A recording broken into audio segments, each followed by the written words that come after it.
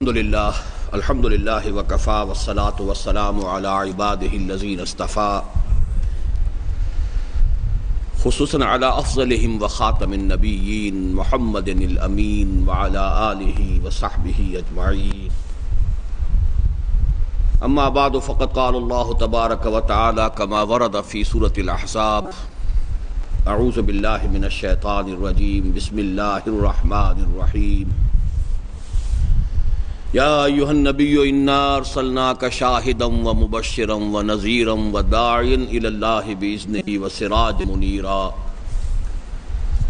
وقال جل وعلا کما ورد فی سورة الصف وسورة الفتح وسورة التوبہ هو الذی ارسل رسولہ بالہدی ودین الحق لیظہرہ علی الدین کلہ صدق اللہ العظیم رب اشرح لي صدري ويسر لي امري واحلل عقدة من لساني يفقهوا قولي اللهم ربنا الهمنا رشدنا واعذنا من شرور انفسنا اللهم ارنا الحق حقا وارزقنا اتباعه وارنا الباطل باطلا وارزقنا اجتنابه اللهم وفقنا لما تحب وترضى آمين يا رب العالمين۔ جیسا کہ آپ کو معلوم ہے اس وقت ہمیں ایک کتابچے کا مطالعہ شروع کرنا ہے جس کا عنوان ہے نبی اکرم صلی اللہ علیہ وسلم کا مقصد بعثت۔ اس کتاب میں صفحہ 4 پر تقدیم طبع اول کے ضمن میں صرف یہ اشارہ میں کر دوں کہ یہ ایک مقالہ تھا جو میں نے 26 مارچ 1975 کو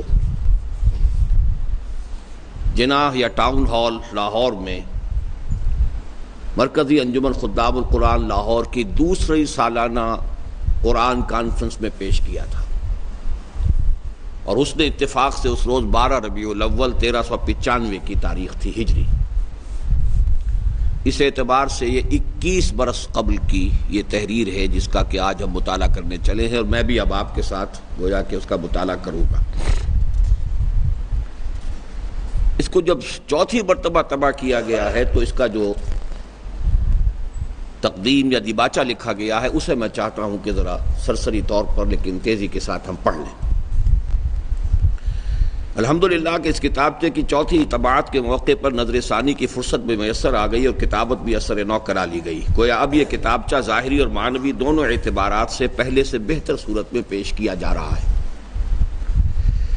نظر ثانی کے دوران بار بار قلب کی گہرائیوں سے اللہ تعالیٰ کے لیے تشکر و امتنان کے جذبات پوری شدت کے ساتھ ابھرے کہ اس نے محض اپنے فضل و کرم سے اب سے 12-13 سال قبل، یہ سن 88 کی تحریر ہے اس لیے 12-13 سال ہے، مجھ ایسے کم علم اور بے بضاعت انسان کے قلم سے یہ 2 مقالے تحریر کرا دیے جو نہ صرف یہ کہ سیرت نبوی علی صاحب الصلاۃ والسلام کے صحیح فہم کے لیے بمنزلہ کلید ہیں، اس لیے کہ ان سے حضور صلی اللہ علیہ وسلم کی حیات دنیاوی کی جد و جہد کا اصل ہدف بھی معین ہو جاتا ہے اور آپ کا اساسی منہج عمل بھی واضح ہو جاتا ہے۔ ان 2 الفاظ کو اچھی طرح سمجھ لیجئے۔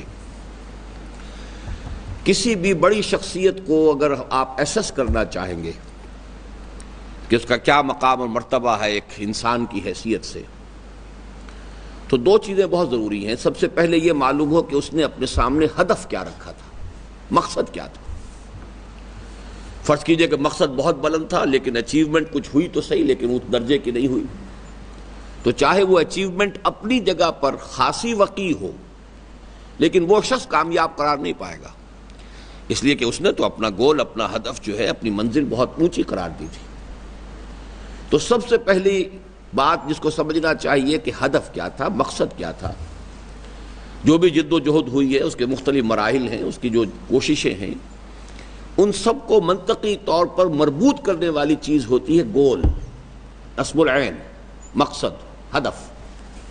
تو سب سے پہلی بات یہ، اور دوسرے یہ کہ جو ہدف معین ہوا اس کے لیے راستہ کون سا اختیار کیا گیا۔ اس میں لفظ آ رہا ہے اساسی منہاج، وہ ذرا اس کے بعد میں وضاحت میں کر دوں گا کہ چونکہ خاص طور پر ایک لفظ انقلاب جو ہے بعد میں استعمال ہوتا رہا ہے، تو انقلاب کے ضمن میں 2 مرحلے ہوتے ہیں۔ ایک مرحلہ بہت نمایاں ہوتا ہے جبکہ تصادم ہوتا ہے اور ٹکراؤ ہوتا ہے اور پرانے نظام کو جڑ سے اکھیڑنے کے لیے کوئی قوت میدان میں آ جاتی ہے، سرفروشی کرتی ہے، قربانیاں دیتی ہے۔ لیکن یہ ہے تکمیلی مرحلہ۔ اصل مرحلہ ہوتا ہے کہ وہ قوت کہاں سے فراہم ہوئی، کیسے فراہم ہوئی، مردان کار کیسے تیار ہوئے۔ چنانچہ بڑا پیارا شعر ہے اکبر الہ آبادی کا کہ خدا کے کام دیکھو بعد کیا ہے اور کیا پہلے، نظر آتا ہے مجھ کو بدر سے غار ہرا پہلے۔ اب بدر جو ہے سیرت النبوی میں ایک بہت اہم لینڈ مارک ہے، وہاں سے غزوات کا سلسلہ شروع ہوا ہے۔ لیکن یہ کہ یہ جو غزوہ جو تھا اس میں 313 افراد جو فراہم کیے تھے محمد رسول اللہ صلی اللہ علیہ وسلم نے، وہ کہاں سے کیے تھے؟ وہ پروسیس ہے کہ جو اہم تر ہے کہ اس کو سمجھا جائے، اس کو میں کہتا ہوں اساسی منہاج، کہ وہ جو مین پاور ہے جو درکار ہے، اور ہر انقلاب کے لیے مختلف قسم کی مین پاور درکار ہوگی، تو وہ مین پاور جو حضور نے تیار کی ہے وہ ہے اساسی منہاج۔ اس کے بعد جو ہے انقلابی عمل کے تقریباً تمام مراحل جو ہیں وہ ایک جیسے ہوتے ہیں، پھر ٹکراؤ ہے، تصادم ہے، اس کے بعد جو ہے اگر صحیح مناسب قوت فراہم کرنے کے بعد وہ ٹکراؤ کا عمل شروع ہوا تو کامیاب ہو جائیں گے، اگر پری میچورلی کوئی تصادم مول لے لیا گیا ناکام ہو جائیں گے۔ تو اصل اہمیت جو ہے اس کی ہے کہ اصل وہ بنیادی وہ اساسی منہج کون سا تھا جس سے کہ حضور صلی اللہ علیہ وسلم نے وہ مردان کار تیار کیے، وہ مین پاور فراہم کی۔ تو اس جملے کو ذرا جن کی کتاب اپنی ہے وہ انڈر لائن کر لیں،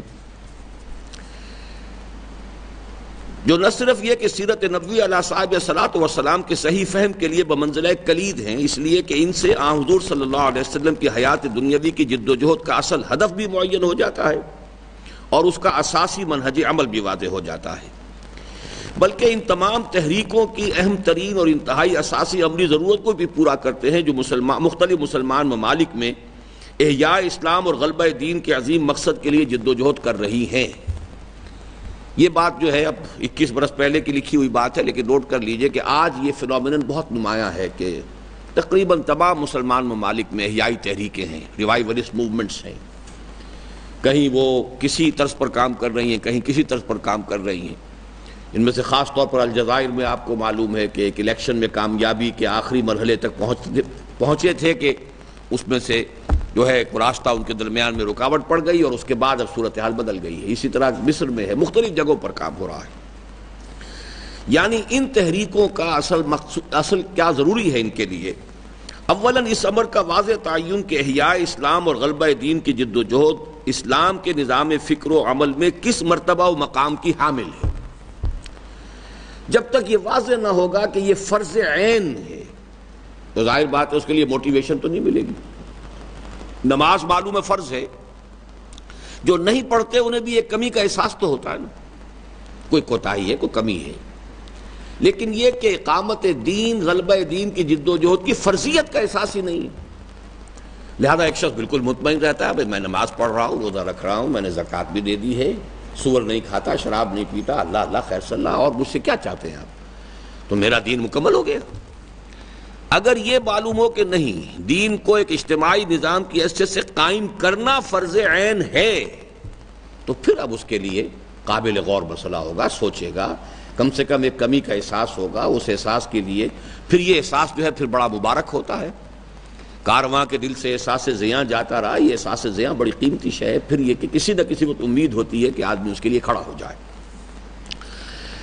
یعنی اولاً اس امر کا واضح تعین کہ احیاء اسلام اور غلبہ دین کی جد و جہد اسلام کے نظام فکر و عمل میں کس مرتبہ و مقام کی حامل ہے، اور توحید، معاد اور رسالت کے اساسی نظریات و معتقدات کے ساتھ اس کا علمی اور نظری ربط کیا ہے، اور ثانیاً اس امر کی وضاحت کہ اس عظیم جد و جہد کا نقطہ آغاز کیا ہے اور اسلامی انقلاب کے مرحلہ اولا یعنی مردان کار کی تیاری کے لیے دعوت، تزکیہ اور تعلیم کا قرآنی اور نبوی منہاج کیا ہے۔ راقم الحروف کے واقفان حال اس حقیقت سے بخوبی واقف ہیں کہ انجمن خدام القرآن اور تنظیم اسلامی کی اکثر و بیشتر مطبوعات راقم کی ان تقاریر یا دروس پر مشتمل ہیں جنہیں رفقاء و احباب بالخصوص رفیق مکرم شیخ جمیل الرحمن صاحب نے ٹیپ سے اتار کر اپنے ذوق اور فہم کی مناسبت سے مرتب کر کے شائع کر دیا، اور گزشتہ 22 سال کے عرصے میں براہ راست راقم کے قلم سے نکلنے والی تحریروں کی تعداد بہت کم ہے۔ اس قدر قلیل میں یہ دو مقالے دین کے حرکی تصور، اب اس لفظ کو نوٹ کیجئے، حرکی تصور، ایک دین کا جامد تصور ہے، بس دین نماز روزہ حج زکوٰۃ کا نام ہے، اس سے آگے اس کے اندر کوئی حرکت کوئی انقلابیت نہیں۔ ایک حرکی تصور ہے کہ ایک تحریک ہے، ایک موومنٹ ہے، ایک دعوت ہے، دعوت آگے بڑھ کر ایک انقلاب کے لیے میدان ہموار کرتی ہے۔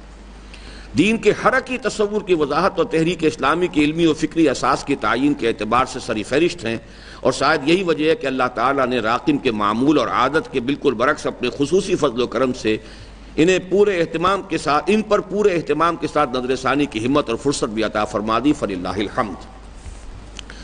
ان میں سے مقالہ اولا یعنی نبی اکرم صلی اللہ علیہ وسلم کا مقصد بعثت دو ابواب میں منقسم ہو گیا ہے، یعنی بعثت انبیاء کا اساسی مقصد اور بعثت محمدی کی اتمامی اور تکمیلی شان، اس کی وضاحت بعد میں کروں گا۔ ان میں سے پہلا باب جو انشاءاللہ آج ہم پڑھیں گے، چونکہ فلسفہ و حکمت دین کے بعض غامض اور دقیق مباحث پر مشتمل ہے، لہذا ایک عام قاری اسے قدر مشکل اور ثقیل محسوس کرے گا۔ آج میں کوشش کروں گا کہ اس کی ثقالت کو ذرا لطافت کے ساتھ آپ کے سامنے پیش کر سکوں، لیکن اگر ذرا ہمت و محنت سے اس کے صغرا و کبرا کو ذہن نشین کر لیا جائے تو انشاءاللہ العزیز کارکنوں کی دعوتی اور تحریکی سرگرمیوں میں کسی نہ کسی درجے میں علی بصیرۃ انا و من اتبعنی، سورہ یوسف میں یہ الفاظ وارد ہوئے ہیں کہ حضور سے فرمایا گیا کہ آپ کہہ دیجئے کہ میں جس راستے پر چل رہا ہوں اور جس کی طرف میں لوگوں کو بلا رہا ہوں وہ ایسے ہی اٹکل پچو نہیں ہے، بلکہ یہ کہ علی بصیرۃ انا و من اتبعنی، میں بلا رہا ہوں تو علی وجہ البصیرت بلا رہا ہوں، اور میرے ساتھی بھی اگر میرا ساتھ دے رہے ہیں یا وہ بھی میری اس دعوت میں شریک ہے تو علی وجہ البصیرت شریک ہے، کا عکس پیدا ہو جائے۔ رہا دوسرا باب تو وہ تو احیاء اسلام اور غلبہ دین کی جد و جہد میں مصروف و مشغول ہر صاحب فہم و شعور انسان کے لیے لا بد منہ کی حیثیت رکھتا ہے، اس لیے کہ اس کے صحیح فہم و ادراک کے بغیر نہ صرف یہ کہ اس کی بھاگ دوڑ اور سعی و جہد وہ تیر نیم کش جس کا نہ ہو کوئی ہدف کی صورت اختیار کر سکتی ہے، اعاذنا اللہ من ذالک، بلکہ اس کا بھی شدید خطرہ موجود ہے۔ اب ان الفاظ کو بھی انڈر لائن کیجئے گا، اگر یہ پوری بات کہ غلبہ دین کی جد و جہد مقصد ہے بعثت محمدی کا صلی اللہ علیہ وسلم، اگر یہ واضح نہیں ہوگا تو کیا نتائج نکلیں گے؟ اس کا شدید خطرہ موجود رہتا ہے کہ انسان اپنی کم ہمتی اور قوت ارادی کے ضعف کے باعث یا ذرا سی بددلی اور مایوسی یا اپنی کوشش اور محنت کے حسب منشا نتائج برآمد نہ ہوتے دیکھ کر سعی و جہد ہی سے دستکش ہو جائے اور اپنی بے عملی اور تعطل کے لیے علم اور تحقیق کے نام کو بٹا لگاتے ہوئے کسی الٹی سیدھی دلیل کا سہارا لے لے، اس لیے کہ جب فرضیت کا احساس نہیں رہے گا آدمی پسپائی اختیار کرے گا کسی بھی بددلی مایوسی کسی بھی کیفیت سے، اور پھر یہ ہے کہ اس کے لیے بہت سے بہانے تلاش کرے گا۔ اس ضمن میں واقعہ یہ کہ آیہ مبارکہ هو الذی ارسل رسولہ بالہدی ودین الحق لیظہرہ علی الدین کلہ پر جو جامع اور مدلل تحریر راقم کے قلم سے آج سے 13 سال قبل صادر ہو گئی تھی، میں اسے سراسر اللہ تعالیٰ کے خصوصی فضل و کرم کا مظہر اور ایک خاص وقت کی کیفیات اور خصوصی جذبے کا مرہون منت سمجھتا ہوں، اور اللہ تعالیٰ سے دعا کرتا ہوں کہ اسے نہ صرف ان لوگوں کے حق میں سرمہ چشم بنا دے جو اللہ تعالیٰ اور رسول کے ساتھ خلوص و اخلاص کا رشتہ رکھنے کے باوجود تاحال دین کے حرکی تصور سے ناآشنا ہیں، مخلص ہیں اللہ کے ساتھ رسول کے ساتھ دین کے ساتھ، لیکن اب تصور ہی اگر محدود ہے تو کیا کریں گے؟ تو ان کے سامنے دین کا حرکی تصور آ جائے اور محض جامد مذہبیت پر تکیہ کیے ہوئے ہیں، بلکہ ان بہت سے پرانے رہروان حق کو بھی اپنا بھولا سبق یاد دلانے کا ذریعہ بنا دے جو کسی شخص یا جماعت کے طرز عمل سے دل برداشتہ ہونے کے باعث اقامت دین کی جد و جہد ہی سے کنارہ کش ہو گئے ہیں اور اب مختلف گوشہائے عافیت میں پناہ لیے ہوئے ہیں تاکہ یہ بھٹکے ہوئے راہی بھی دوبارہ سوئے حرم گامزن ہو جائیں۔ یہ علامہ اقبال کے شعر کی طرف اشارہ ہے، بھٹکے ہوئے آہو کو پھر سوئے حرم لے چل، اس شہر کے خوگر کو پھر وسعت صحرا دے۔ بس بقیہ چھوڑ دیجئے، اب آئیے اصل ٹیکسٹ کی طرف، صفحہ 9۔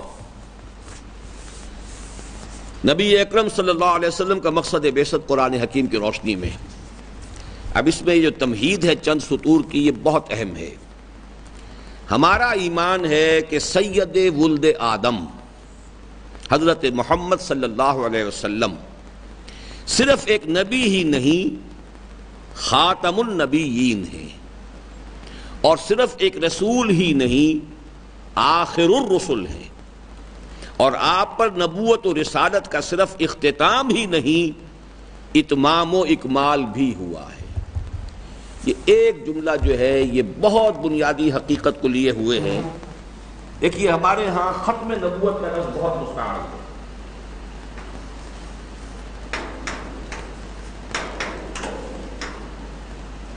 یہ ختم کا لفظ جو ہے عربی زبان میں بھی اور اردو زبان میں بھی دو معنی میں آتا ہے۔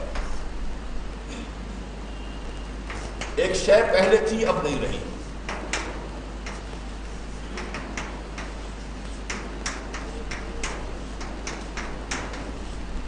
اور دو کوئی کام پورا ہو گیا۔ مثلاً آٹا ختم ہو گیا، پیسے ختم ہو گئے، پیسے تھے آٹا تھا اب نہیں، اور اسکول کا طالب کہتا میں نے اپنا کام ختم کر لیا، کوئی کام پورا ہو۔ یہ دونوں مفہوم ختم ہوئے، اور ختم نبوت کے لیے اصل میں تو یہ دو مفہوم۔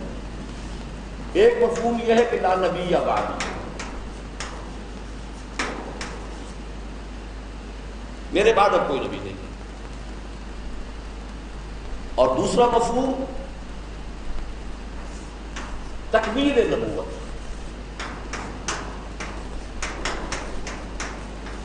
بلکہ اس کو میں آپ کو ذرا اور وضاحت سے سمجھا دوں۔ ایک ہے کسی شے کا تسلسل کے ساتھ کوئی چیز ہموار طریقے پر چلی جا رہی ہے، ابرپٹلی ختم ہو گئی۔ ایک ہے ایک شے تدریجاً ترقی کرتے ہوئے اپنے کلائمیکس کو پہنچ کر ختم ہوئی۔ زمین و آسمان کا فرق ہے۔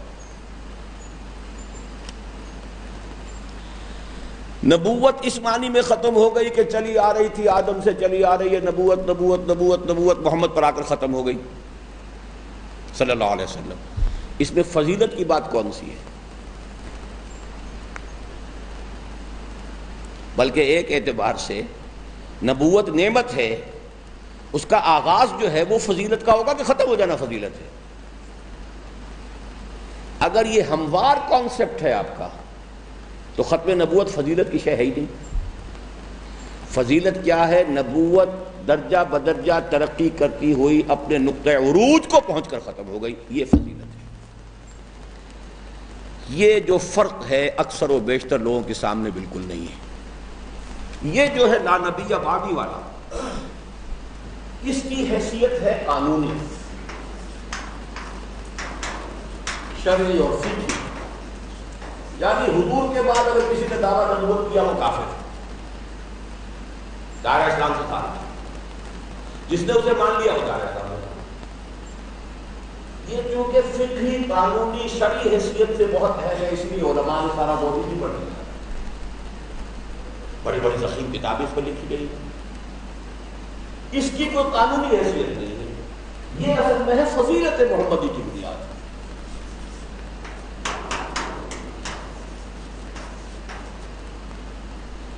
اس پر توجہ نہیں ہوئی۔ حالانکہ واقعہ یہ ہے کہ ختم نبوت کے لیے جو عقلی دلائل ہیں اس کا اس سے تعلق ہے۔ اس موضوع پر جب میری تقریر ہوئی تو مرزا طاہر احمد کو اس کا پورا کیسٹ کا ایک ایک لفظ کا کوٹ کر کے جواب دینا پڑا، اس لیے کہ یہ اصل جو ہے اس کے اوپر وہ میں بعد میں آپ کو اور مزید واضح کروں گا کہ جو اصل زد پڑتی ہے وہ وہاں پڑتی ہے جا کر۔ وہ صرف ایک فقہی قانونی، اس کے اندر کچھ کی تعبیرات، نبوت کی یہ قسمیں، نبوت کی وہ قسمیں، اس کی 100 طرح کی تعویل کر کے الجھا دیتے ہیں، اور اچھے اچھے لوگ جو ہیں اس الجھاؤ سے نہیں نکل پاتے۔ تو پہلی بات جو اس میں آئی ہے وہ یہ ہے کہ حضور صرف نبی نہیں، خاتم النبیین نہیں، صرف رسول نہیں، آخر المرسلین ہے۔ یہاں نوٹ کر لیجئے تکمیل نبوت کے لیے، کیونکہ وہ حدیث میں نے لکھی تھی لا نبی بعدی، اسی طرح ایک دوسری حدیث ہے وہ لمبی ہے۔ حضور نے فرمایا کہ ایک عمارت تھی کہ جو بہت عالی شان، بہت عمدہ بنی ہوئی تھی، لیکن لوگ دیکھتے تھے اسے، ایک جگہ کچھ خلا تھا اس میں، تو لوگ حیران ہوتے تھے اتنی عالی شان عمارت یہ خلا کیوں ہے؟ جان لو وہ عمارت جو ہے نبوت کی ہے، میرے آنے سے وہ خلا پورا ہو گیا ہے۔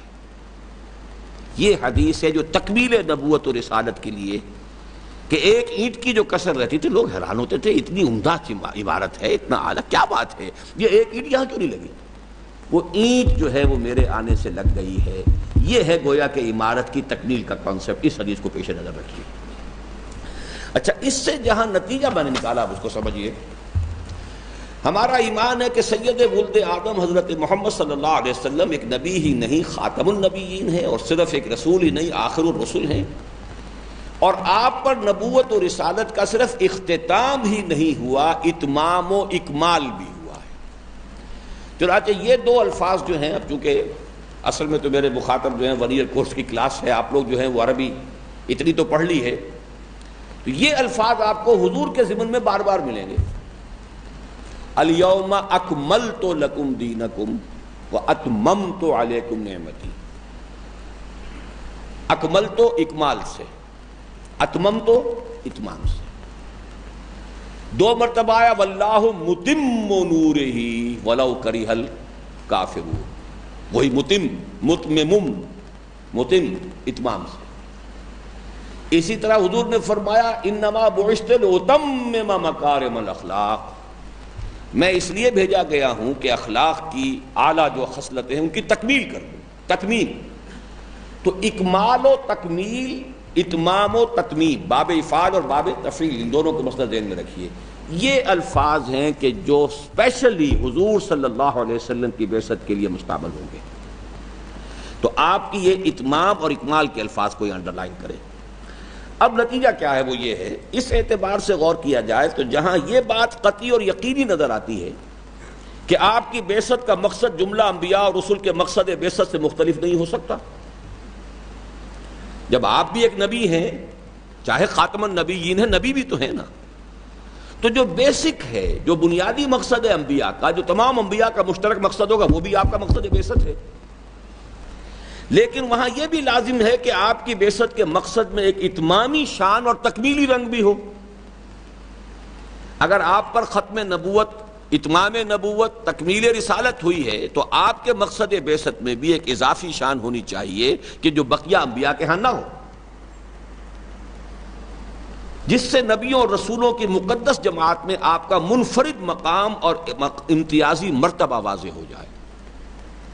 گویا حضور صلی اللہ علیہ وسلم کے مقصد کے بعثت کے مقصد کو سمجھنے کے لیے ضروری ہے کہ پہلے ہم یہ سمجھنے کی کوشش کریں کہ از روئے قرآن حکیم بعثت انبیاء اور رسل کا عمومی اور اساسی مقصد کیا ہے، اور پھر یہ جاننے کی کوشش کریں کہ بحیثیت خاتم النبیین اور آخر المرسلین آپ کے مقصد بعثت کی امتیازی شان کیا ہے۔ تو یہ دو حصوں میں اب ہماری گفتگو ہوگی۔ اب یہ پہلی بحث شروع ہو رہی ہے۔ یہ ہمارا پہلی تمہید جو ہے وہ صرف چند جملوں کی تھی۔ بعثت انبیاء کا اساسی مقصد، ایمانیات ثلاثہ صاف۔ یہ تو سب جانتے ہیں کہ اسلام کے اساسی معتقدات تین ہیں، یعنی توحید، معاد اور رسالت، یا توحید ہی کو آپ ایمان باللہ سے تعبیر کریں گے، معاد ایمان بالآخرت ہے، اور ایمان بالرسالت۔ لیکن عام طور پر اس پہلو پر توجہ نہیں دی جاتی کہ ان تینوں میں گہرا منطقی ربط موجود ہے، اور یہ تینوں مل کر ایک ناقابل تقسیم وحدت کی صورت اختیار کر لیتے ہیں۔ آئیے ذرا اختصار کے ساتھ سمجھنے کی کوشش کریں کہ ان تینوں کا اصل حاصل کیا ہے اور ان کے مابین ربط و تعلق کی نوعیت کیا ہے۔ ایمان باللہ سے کیا مراد ہے؟ فلسفیانہ منہ شگافیوں اور متکلمانہ نکتہ ترازیوں سے قطع نظر، اب یہ دو الفاظ سخت آ گئے ہیں، اگر ہم فلسفے کی اصطلاحات استعمال کریں گے تو بات اور ٹیڑھی ہو جائے گی۔ اسی طرح علم کلام کی اصطلاحات ہیں، واجب الوجود ہے، ممکن الوجود ہے، اب یہ ساری چیزیں جو ہیں ان اصطلاحات سے ہٹ جائیے، سادہ زبان میں سمجھیے ایمان باللہ کیا ہے۔ تو فلسفیانہ منہ شگافیوں اور متکلمانہ نکتہ ترازیوں سے قطع نظر ایمان باللہ کا اصل حاصل یہ ہے۔ اب یہاں آپ اس کو جن کی اپنی کتاب ہے نوٹ کر لے جائیں، نمبر 1 یہاں لکھ لیجئے، جو یہ آیا ہے نمبر 1 ڈال لیجئے۔ یہ عالم وجود اور سلسلہ کون و مکان جو تا حد نظر ہماری نگاہوں کے سامنے پھیلا ہوا ہے، نہ ہمیشہ سے ہے نہ ہمیشہ رہے گا، بلکہ حادث بھی ہے اور حالق و فانی بھی۔ پہلی بات یہ ہے کہ یہ پوری کائنات، کون و مکان کہیں اسے، یونیورس کہیں اسے، وجود کہیں اسے، جو بھی کہیں، سلسلہ موجودات کہیں، یہ قدیم نہیں ہے، حادث ہے، نہ ہمیشہ سے ہے نہ ہمیشہ رہے گا. It has a beginning and an end. حادث قدیم کے مقابلے میں آتا ہے. قدیم وہ ہے جو ہمیشہ سے، قدیم ورسس حادث. اور یہ اس کے مقابلے میں ابدی ورسس ہالک، ہلاک ہونے والی اور فانی، فنا ہو جانے والی. نیچے آیات ہیں، کل شیء ہالک الا وجہہ لہ الحکم والیہ ترجعون. ہر شے ہلاک ہو جانے والی ہے سوائے اللہ کی ذات کے. کل من علیہا فان ویبقی وجہ ربک ذو الجلال والاکرام. جو بھی کچھ اس کائنات میں ہے وہ سب کا سب فانی ہے. تو پہلی بات یہ ہے کہ یہ پوری کائنات حادث ہے، فانی ہے، نہ ہمیشہ سے ہے، یہ سادہ لفظ ہے، نہ ہمیشہ رہے گی. نمبر 2، البتہ ایک ذات ایسی ہے جس کی نہ ابتدا ہے نہ انتہا ہے. اسے اللہ کہہ لیا جائے یا الرحمن، کوئی فرق واقع نہیں ہوتا. قل ادعوا اللہ او ادعوا الرحمن ایما تدعوا فلہ الاسماء الحسنی. القادر، الباسط، القابض، نام لیتے جائیے، ناموں سے فرق نہیں پڑتا، لیکن وہ ذات وہ ہے کہ جو ہمیشہ سے ہے اور ہمیشہ رہے. یہ ہے اس کا اصل وصف. نو بگننگ نو اینڈ، ذات قدیم اور ہمیشہ کے لیے. نمبر 3، اور وہ تمام صفات کمال سے بتمام و کمال متصف ہے. یہ تیسرا جملہ. ہمارے ذہنوں میں کچھ نہ کچھ صفات ہیں، کمالی صفات. علم ہے، ظاہر بات ہے صاحب علم کا درجہ کم علم سے یا بے علم سے اونچا ہے. قدرت ہے، اس کے پاس طاقت ہے، اس کی حیثیت زیادہ ہے، طاقت نہیں ہے، کم ہے. جس اچھی بات کا آپ تصور کر سکتے ہیں، جس اعلیٰ قدر کا آپ تصور کر سکتے ہیں، جس خوبی کا، حسن کا، کمال کا آپ تصور کر سکتے ہیں، وہ بتمام و کمال اس کی ذات میں موجود ہے. You can't count them. فَلَهُ الْأَسْمَاءُ الْحُسْنَى، تمام اچھے نام اسی کے، all attributes. اور وہ بتمام و کمال، جس کو کہ انگریزی میں آپ کہتے ہیں omnipotent، عَلَى كُلِّ شَيْءٍ قَدِيرٌ، omniscient، بِكُلِّ شَيْءٍ عَلِيمٌ، omnipresent، هُوَ مَعَكُمْ أَيْنَمَا كُنْتُمْ، ہر جگہ موجود. یہ صفات کمال، اس میں تمام صفات کمال بتمام و کمال موجود ہے. نمبر 4، وہ ہر اعتبار سے تنہا اور یکتا اور تنہا ہے، یکتا ہے. نہ کوئی اس کی ذات میں شریک ہے، نہ صفات میں، نہ حقوق میں، نہ اختیارات میں. قل هو اللہ احد اللہ الصمد لم یلد ولم یولد ولم یکن له کفوا احد. وقل الحمد للہ الذی لم یتخذ ولدا ولم یکن له شریک فی الملک ولم یکن له ولی من الذل وکبرہ تکبیرا ولا یشرک فی حکمہ احدا. اب یہ اللہ تعالیٰ کی ذات کے بارے میں یہ 4 جملے آپ کے ذہن میں محفوظ ہونے چاہیے ایمان باللہ کے لیے. نمبر 1، پوری کائنات حادث ہے، فانی ہے. صرف ایک ذات ہے جو ہمیشہ سے ہمیشہ رہے گا. اس ذات میں تمام صفات کمال بتمام و کمال موجود ہے. وہ تنہا ہے، کوئی اس جیسا نہیں. لا مثل لہ ولا مثال لہ ولا مثیل لہ ولا ضد لہ ولا ند لہ. اس کا نہ اس کی ذات میں کوئی ساجی ہے، نہ اس کی صفات میں، نہ حقوق میں، نہ اختیارات. اب سیکنڈ پیراگراف اس کا ہے، اللہ تعالیٰ نے اس کائنات کو بالحق اور الی اجل مسمی تخلیق فرمایا. یہ قرآن مجید کے الفاظ ہیں. تخلیق بالحق، خلق السماوات والارض بالحق وصورکم فاحسن صورکم. آپ سورۃ تغابن میں یہ پڑھ چکے ہیں آیت. یعنی یہ کائنات جو ہے اس کی تخلیق اللہ تعالیٰ نے کھیل کود کے لیے نہیں کی ہے، کوئی پیس ٹائم اور کوئی ہابی کے طور پر نہیں ہے، یہ بڑی سنجیدہ تخلیق ہے، با مقصد ہے، اس کی ہر شے کے پیچھے حکمت کار فرما ہے، یہ ایک ارادے کے تحت وجود میں آئی ہے، ایک حکیم ہستی کا ارادہ ہے کہ جس کے تحت اس کی تخلیق ہوئی ہے، یہ رام کی لیلا نہیں ہے، یہ کسی کھلنڈرے کا کھیل نہیں ہے، اور الی اجل مسمى، ایک معین مدت تک کے لیے۔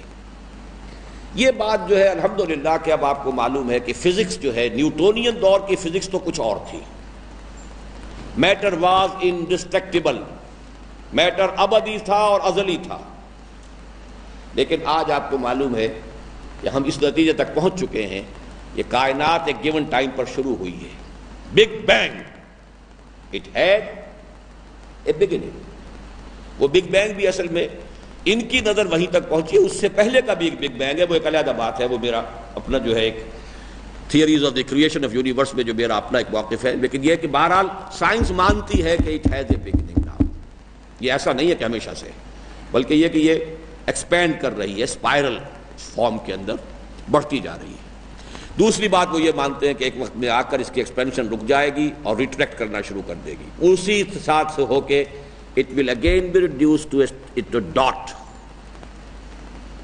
جیسے کہ بہت سی گیلیکسیز جو ہیں وہ بلیک ہولز کی شکل اختیار کر چکی، بڑی بڑی گیلیکسیز ختم ہو گئی ہیں جن کا وجود نہیں رہا، لیکن یہ کہ وہ ایک اسپائرل کی طرح ایک چیز پھیلتی چلی گئی اور اس کے بعد سکڑ کر پھر واپس ایک نقطہ بن گیا۔ تو سائنس بھی جو ہے یہ آئنسٹائن ایرا کی سائنس وہ ان دونوں الفاظ کو اب تسلیم کر چکی ہے کہ یہ الی اجل مسمى ہے اور اس کی کریشن کا ایک وقت ہے۔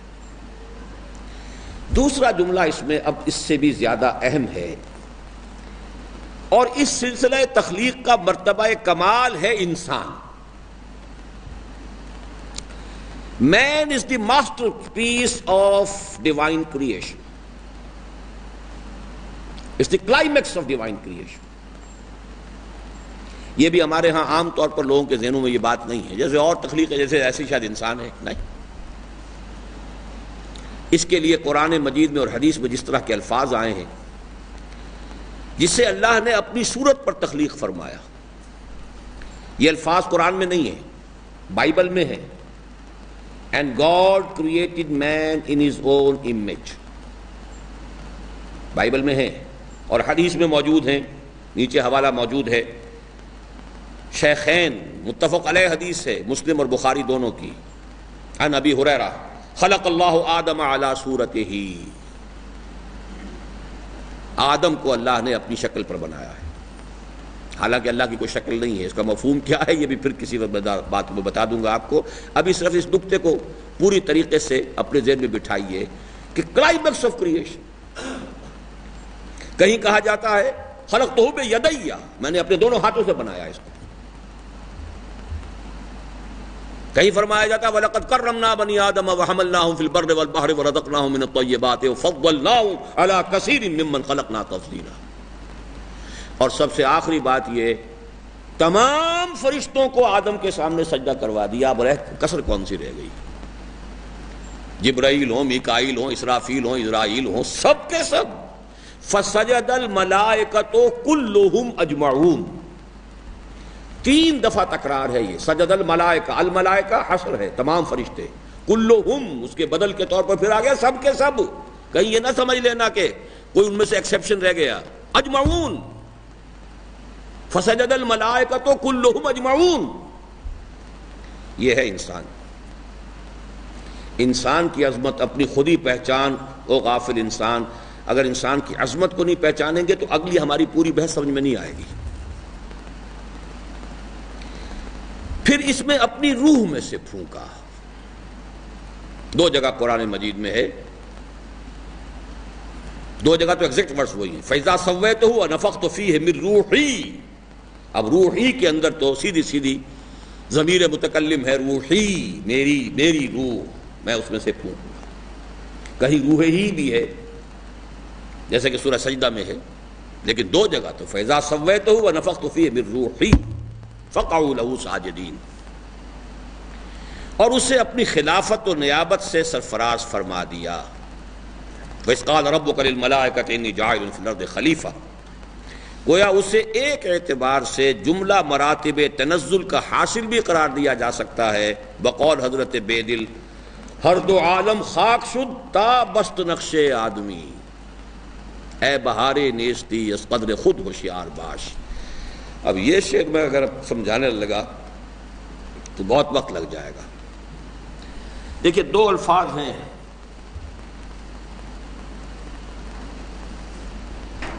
تنزلات، یہ علم کلام کی ایک اصطلاح ہے کہ ذات باری تعالی وراء الورا وراء الورا، بہت بلند و بالا، انتہائی لطیف، اور یہ کائنات نہایت کثیف، شوخ و گستاخ، یہ پستی کے مکی کیسے ہیں، پستی کا عالم۔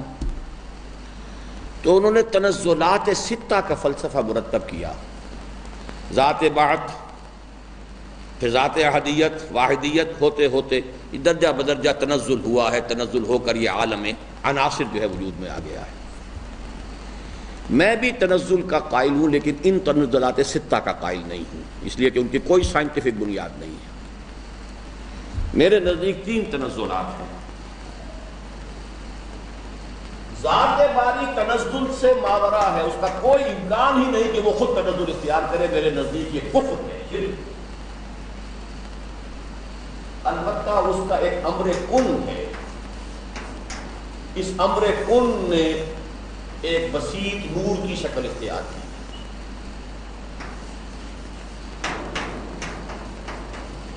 بسیط اور خنک نور۔ اس بسیط اور خنک نور میں پھر ایک ایکسپلوژن ہوا ہے، اور بہت ہیٹ کی انتہا، ٹریلینز ڈگریز آف فارنہائٹ، وہ مادہ پیدا ہوا ہے، فوٹونز، وہ جو پارٹیکلز ہیں۔ یہ ہے نمبر دو۔ اور نمبر تین، پھر یہ اناری کرے ٹھنڈے پڑے، ان میں سے ایک ہماری زمین بھی ہے، اوپر کرسٹ آ گیا، اس کرسٹ سے پھر یہ تیسرا ہوا۔ اس لیول پر جو مخلوق پیدا کی گئی وہ ارواح انسانیہ، اور سب سے بڑی روح محمد صلی اللہ علیہ وسلم، اور ملائکہ، یہ نور سے تبدیل ہوئی۔ یہ ناری دور جو ہے، اس دور میں جنات پیدا ہوئے،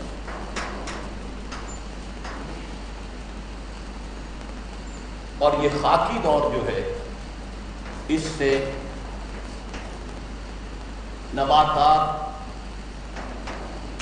اور حیوانات۔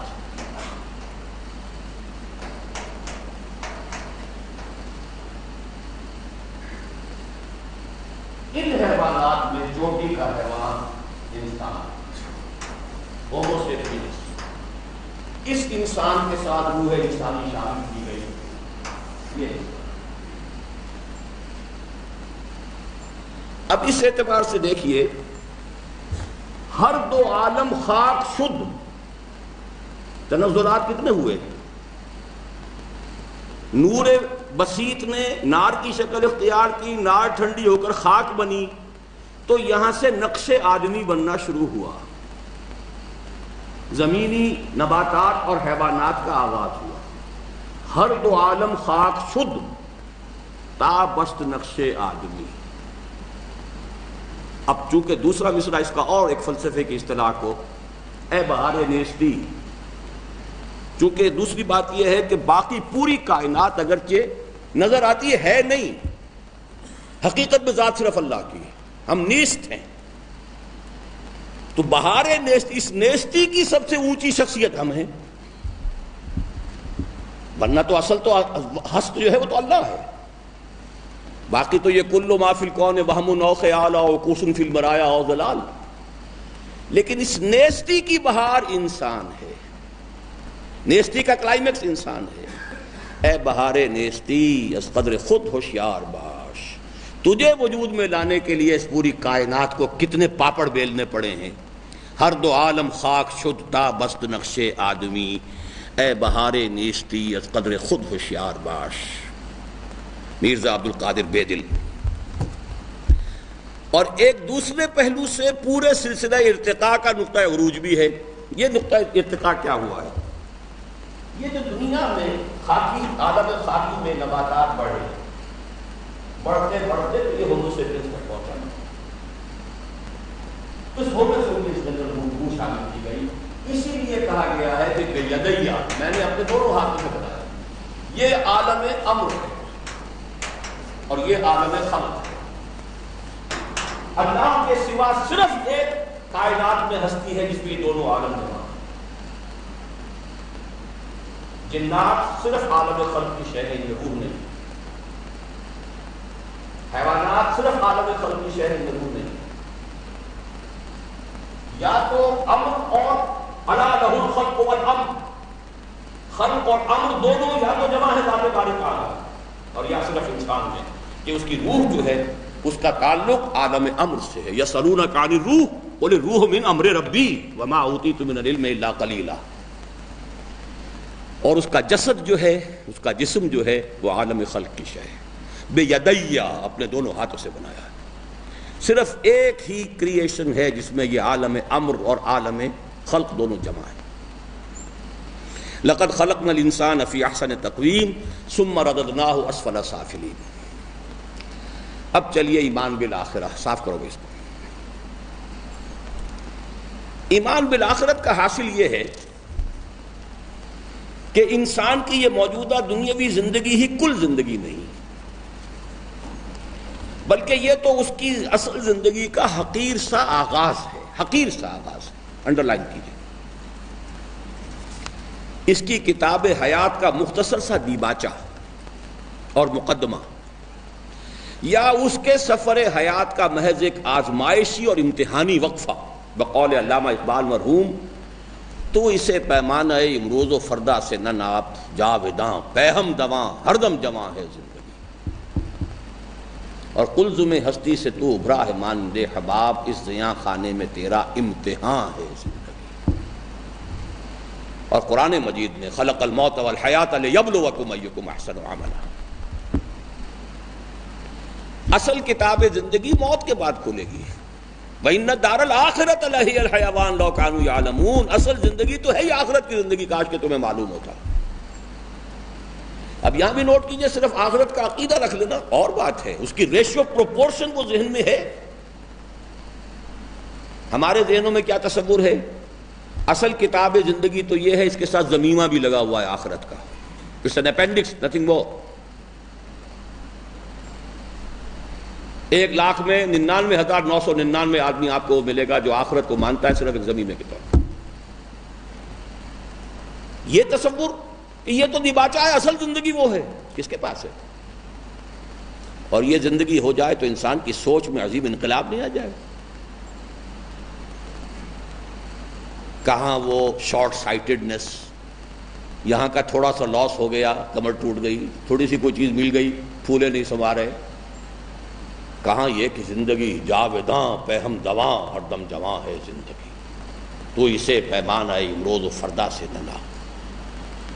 قلزم ہستی سے تو ابھرا ہے مانند حیا حباب، اس زیاں خانے میں تیرا امتحان ہے زندگی۔ موت فنا یا معدون ہو جانے کا نام نہیں ہے، بلکہ صرف ایک عالم سے دوسرے عالم کو نقل مکانی کا نام ہے، جس کی پہلی اور عارضی منزل ہے عالم برزخ، جس کا آغاز موت کے فوراً بعد ہو جاتا ہے، اور دوسری اور مستقل منزل ہے عالم آخرت، جس کا آغاز یوم قیامت سے ہوگا۔ بعث بعد الموت، حشر و نشر، حساب و کتاب، جزا و سزا اور جنت و دوزخ، سب اسی ایمان بالآخرت کی تفاصیل ہیں بقول نبی اکرم صلی اللہ علیہ وسلم۔ یہ بہت عظیم خطبہ ہے حضور کا صلی اللہ علیہ وسلم۔ افسوس یہ ہے کہ ہمارے جو احادیث کے مجموعے ہیں ان میں یہ کہیں موجود نہیں ہے۔ یہ صرف نہج البلاغہ میں، جو جس کی حیثیت زیادہ جو مسلم ہے وہ اہل تشیع کے ہاں مسلم ہے، نہج البلاغہ میں حضور کا یہ خطبہ دیا گیا ہے، اور میں تقریباً 99% شور ہوں کہ یہ خطبہ حضور نے اس وقت دیا ہے جب کہ حکم آیا تھا آپ کو کہ انذر عشیرتک الاقربین، اپنے قریبی رشتہ داروں کو خبردار کرو۔ آپ نے حضرت علی کو حکم دیا رضی اللہ تعالی عنہ کہ بنو ہاشم کے لوگوں کو جمع کر لو، خاندان پورا بنو ہاشم کا خاندان جمع ہو گئے، کھانا کھلایا۔ اب حضور کچھ کہنے کے لیے کھڑے ہوئے، کچھ لوگوں نے شور مچا دیا، چلے گئے، سنی نہیں بات۔ کچھ دنوں کا پھر درمیان میں وقفہ ڈال کے حضور نے پھر فرمایا علی سے کہ پھر اہتمام کرو۔ پھر دعوت کا اہتمام ہوا، کھانا کھایا، اب آپ کھڑے ہوئے تو میں یہ کہا کرتا ہوں کہ کچھ شرم آ گئی ہوگی، 2 مرتبہ روٹی کھا لی ہے تو اب تو بہرحال بات سن ہی لیں۔ تو حضور نے وہ خطبہ یہ دیا۔ بدقسمتی سے میں حیران ہوں، یہاں پہ چونکہ صرف آخرت کی بحث تھی تو میں نے 2/3 خطبہ تو یہی ہے، لیکن 1/3 خطبہ جو اس سے پہلے کا وہ بھی میں آپ کو ابھی لکھوا دیتا ہوں۔ ویسے میری کتابچہ جو ہے دعوت اللہ، اس میں وہ پورا خطبہ موجود ہے، چھوٹا سا کتابچہ ہے۔ یہ خطبہ جو ہے، اور چونکہ یہ بنو ہاشم کی دعوت تھی اور حضرت علی رضی اللہ تعالی عنہ بنو ہاشمی کے تو چشم و چراغ ہے نا، خود حضور صلی اللہ علیہ وسلم بھی ہیں اور حضرت علی بھی ہیں، تو میں یہ سمجھتا ہوں کہ حضرت علی کے حافظے میں کہیں محفوظ رہ گئی ہے شے۔ ہمارے ہاں وہ روایت، اس لیے کہ محدثین تو بہرحال یہ دیکھتے ہیں کہ کوئی شے جو ہے اس کی روایت کیا ہے، اس کا ثبوت کتنا ہے۔ اگر کوئی شے روایت پر پوری نہ اترے تو وہ تو نہیں لیں گے اس کو، لیکن اس انتہائی حکیمانہ خطبہ ہے۔ پہلا جملہ سنیے، ان الرائد لا یکذب اہلہ، لوگوں کسی قافلے کا راہبر قافلے کو دھوکہ نہیں دیا کرتا۔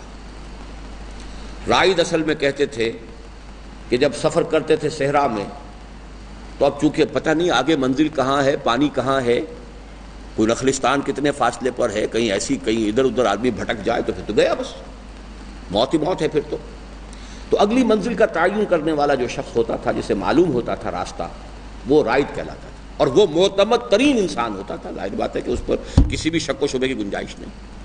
تو حضور نے وہ لفظ استعمال کیا، کبھی آج تک کسی رائد نے دھوکہ دیا اپنے قافلے کو؟ یہ آپ نے اپنے لیے تشبیہ اختیار کی ہے کہ قافلہ انسانی کے رائد کی حیثیت میری ہے، میں تمہیں اگلی منزل کی خبر دینے آیا ہوں۔ ان الرائد لا یکذب اہلہ، اور بلاغت کی انتہا ہے، واللہ لو کذبت الناس جميعا ما کذبتکم ولو غررت الناس جميعا ما غررتکم، خدا کی قسم اگر بالفرض میں تمام انسانوں سے جھوٹ بول سکتا تب بھی تم سے تو کبھی نہ بولتا، اور بالفرض اگر میں تمام انسانوں کو دھوکہ دے سکتا تب بھی تمہیں تو کبھی نہ دیتا۔ مائی اون کن، میرے اپنے رشتہ دار ہو، میرے عزیز ہو۔ اس کے بعد آپ نے شروع کی، واللہ الذی لا الہ الا ہو، اس اللہ کی قسم جس کے سوا کوئی الہ نہیں، توحید ایک میں آ گئی جملے میں۔ انی لرسول اللہ الیکم خاصۃ والی الناس کافۃ، میں اللہ کا رسول ہوں تمہاری طرف بالخصوص اور پورے نوع انسانی کی طرف بالعموم۔ گویا کہ ایک جملے میں توحید، ایک جملے میں معاد، ایک جملے میں رسالت۔ اب یہ دیکھیے معاد پر کتنی لمبی بات ہے۔ واللہ لتموتن کما تنامون، خدا کی قسم تم سب پر موت وارد ہو جائے گی جیسے تم روزانہ رات کو سو جاتے ہو۔ ثم لتبعثن کما تستيقظون، پھر تمہیں لازماً اٹھا لیا جائے گا جیسے کہ روزانہ صبح کو بیدار ہو جاتے ہو۔ ثم لتحسبن بما تعملون، پھر لازماً تمہارا حساب کتاب ہوگا جو کچھ تم کر رہے ہو۔ ثم لتجزون بالاحسان احسانا وبالسوء سوءا، اور پھر تمہیں لازماً بدلہ ملے گا، بھلائی کا بھلا برائی کا برا۔ وَإِنَّهَا لَجَنَّةٌ أَبَدًا أَوْ لَنَارٌ أَبَدًا، وہ بھلا بدلہ کیا ہے؟ جنت ہے ہمیشہ ہمیش کے لیے، اور برا بدلہ کیا ہے؟ وہ جہنم ہے ہمیشہ ہمیش کے لیے۔ یہ ہے خطبہ، یہ ہے گویا کہ معاد کی شرح جو محمد الرسول اللہ صلی اللہ علیہ وسلم نے اپنے الفاظ میں فرما دی۔ اب ان کا ربط کیا ہے اس کو سمجھیے۔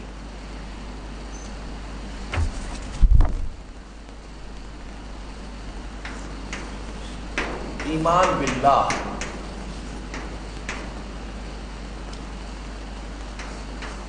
ایمان بالآخرہ،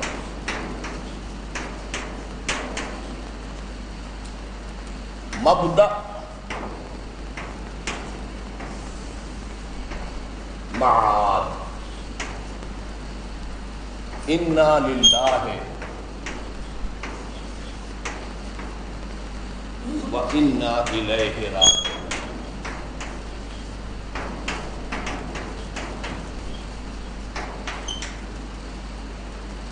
یہ مبدأ و معاد کا علم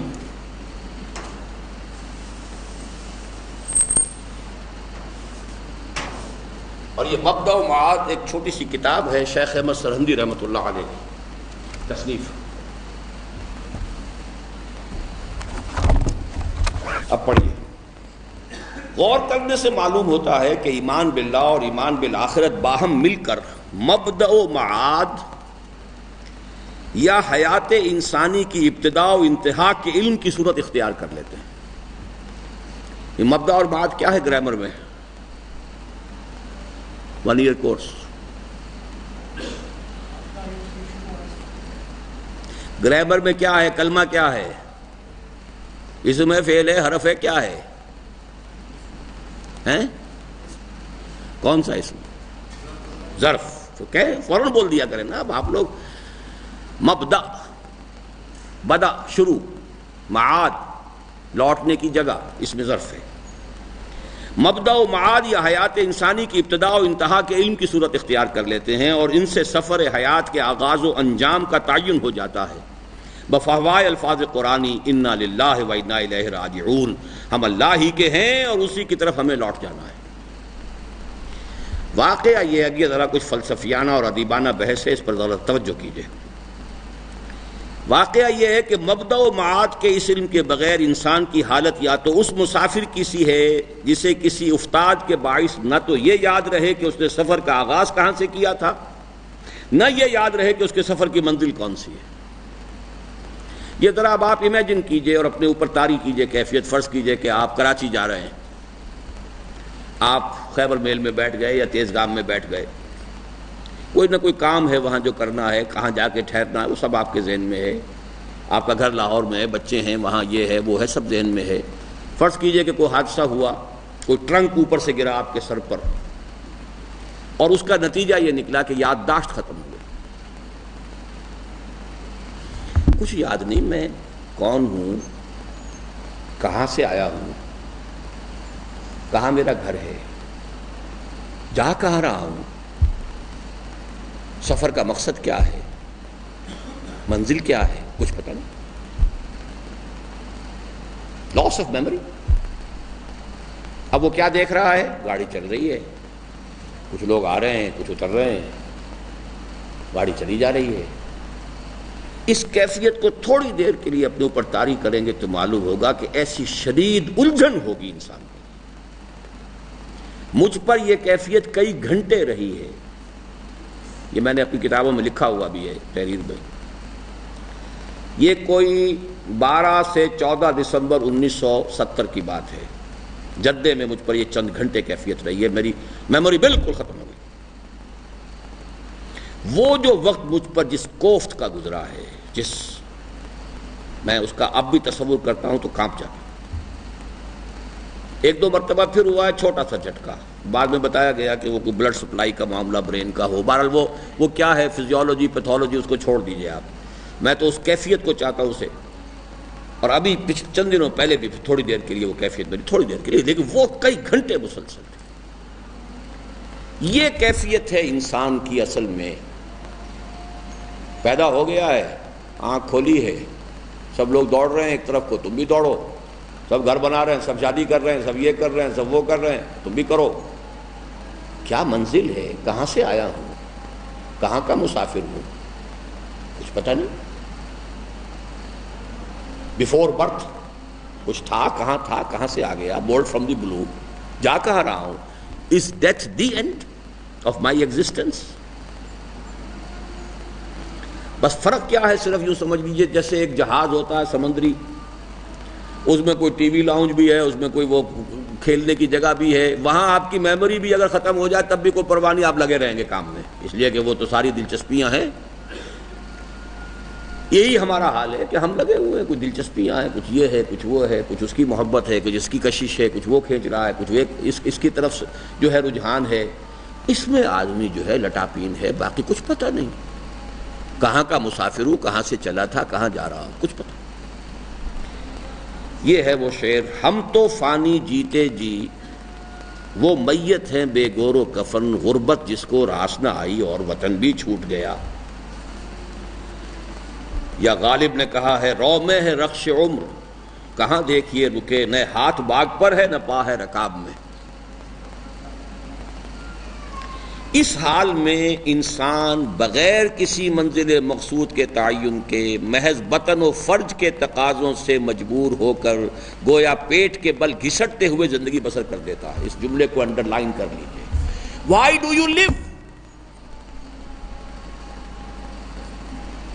اتنی مشقت آدمی جھیلتا ہے، صدمے برداشت کرتا ہے، مصیبتیں برداشت کرتا ہے، کیوں زندہ ہے انسان؟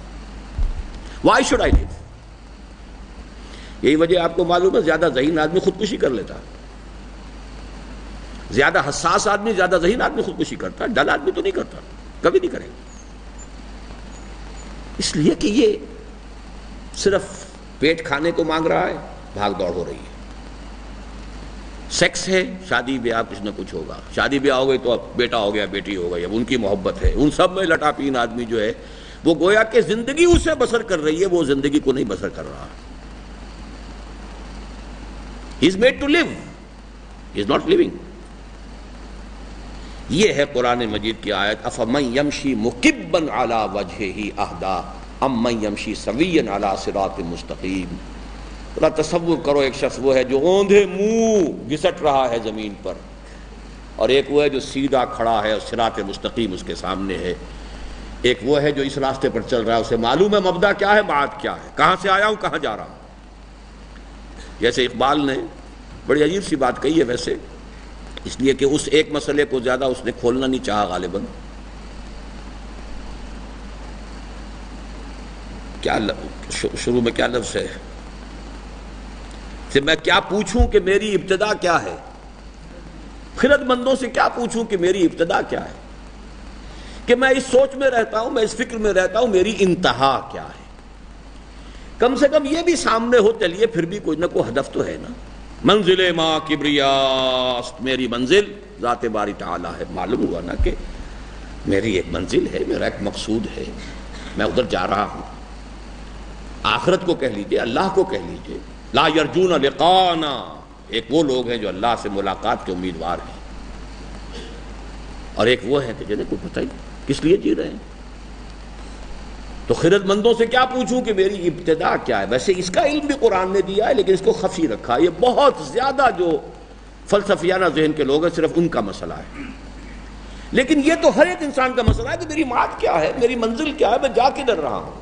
Without the sense of direction اس کا سفر کیا ہے؟ بے معنی، پھر زندگی اسے گزار رہی ہے، وہ زندگی بسر نہیں کر رہا، یا پھر اس کی کیفیت اس پتنگ کی سی ہے جس کی ڈور کٹ چکی ہو اور اب وہ محض ہوا کے رحم و کرم پر ہو کہ جہاں چاہے اسے لے جائے۔ از روئے تمثیل قرآنی فکانما خر من السماء فتخطفه الطیر وتهوی به الريح في مكان سحیق۔ کسی کو بلندی سے کسی نے پھینک دیا ہے، اب یا تو پرندے جو ہیں اسے اچک کر لے جائیں گے، اور یا یہ ہے کہ ہوا جو ہے کوئی تیز و تند سے لے جا کر کسی کھائی میں گرائے گی۔ اب دیکھیے مصرع، اور اس نہ ابتدا کی خبر ہے نہ انتہا معلوم کا نتیجہ یہ نکلتا ہے کہ انسان شکوک و شبہات کا شکار ہو کر رہ جاتا ہے۔ گویا لا ادریت، ایگنوسٹسزم اور ارتیابیت، اسکیپٹسزم کے سوا انسان کے پاس اور کچھ رہ ہی نہیں جاتا، جس کی منطقی انتہا یہ ہے کہ وہ خود اپنی ہستی اور وجود کے بارے میں بھی شکوک و شبہات میں مبتلا ہو جائے۔ گویا رہا یہ وہم کہ ہم ہیں سو یہ بھی کیا معلوم۔ یہ نیچے نوٹ پڑی ہے، اصل میں شاد عظیم آبادی کا ایک بڑا پیارا شعر ہے یہ۔ شاد عظیم آبادی نے انسان کی اسی ذہنی کیفیت کا نقشہ ان الفاظ میں کھینچا ہے، سنی حکایت ہستی تو درمیان سے سنی، نہ ابتدا کی خبر ہے نہ انتہا معلوم۔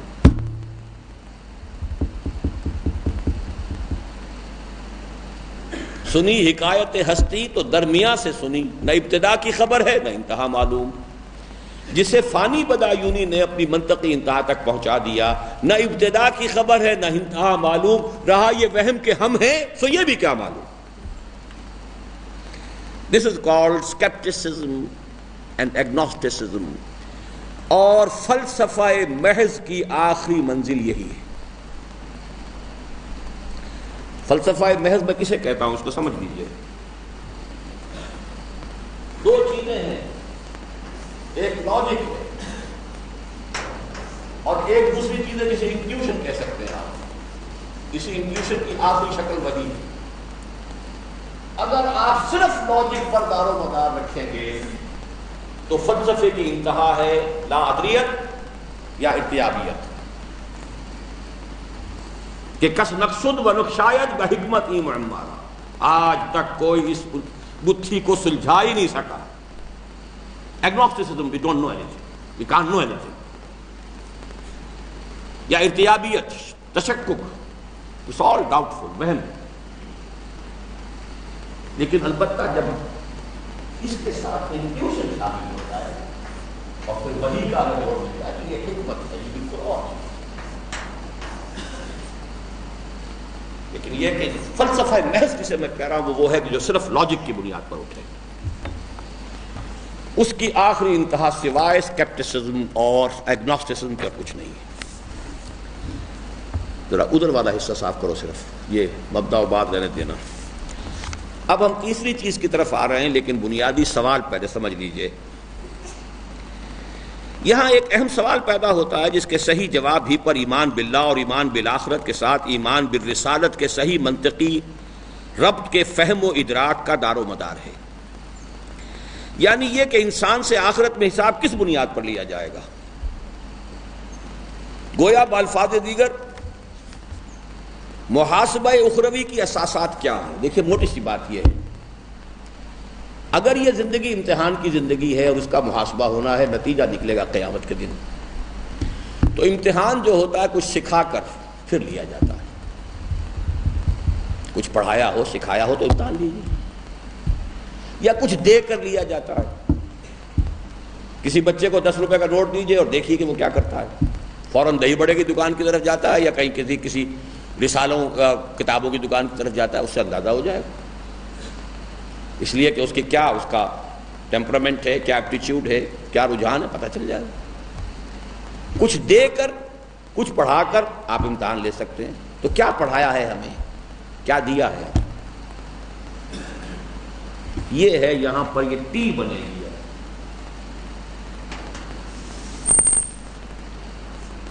یہ کوشچن ہے کہ جو مبدا و معاد کو جوڑتا ہے آپس میں.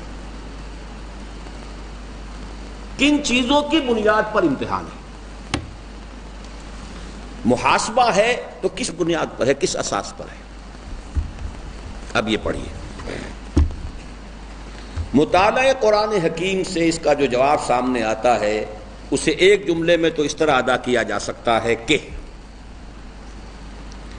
انسان اولاً اور اصلاً تو مسئول ہے ان استعدادات فطریہ یا لطائف اصلیہ کی بنیاد پر جو ہر انسان میں ودیعت کیے گئے ہیں، جیسے سمع و بصر، عقل و شعور، تفکر و اعتبار، یا لطیفہ نفس، لطیفہ قلب اور لطیفہ روح.